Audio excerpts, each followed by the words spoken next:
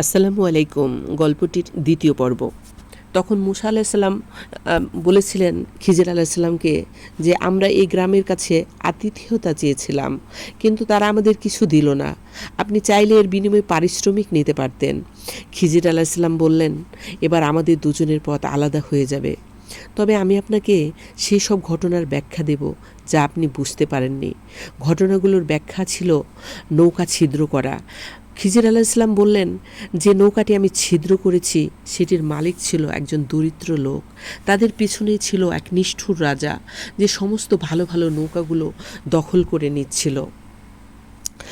আমি নৌকাটিতে ছিদ্র করে দিয়েছিলাম এই জন্যে যাতে সেটি রাজা দখল না করে। পরে নৌকার মালিক সেটি মেরামত করে নিতে পারবে।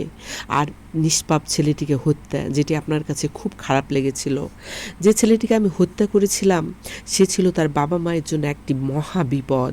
ছেলেটি বড় হয়ে কাফির এবং অবাধ্য হতো এবং তাদের ভালো মানুষ বাবা মাকে কষ্ট দিত। আমি তাকে হত্যা করেছি যেন আল্লাহ তার বাবা মাকে এর চেয়েও ভালো এবং সৎ সন্তান দান করেন। দেয়াল নির্মাণটা আমি এই জন্য করেছিলাম, সেই দেয়ালের নিচে ছিল দুজন এতিম বালকের তাদের বাবার রেখে যাওয়া গুপ্তধন।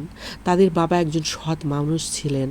আমি দেয়ালটি মেরামত করে দিয়েছি যাতে তারা বড় হয়ে সেই গুপ্তধন খুঁজে পায়।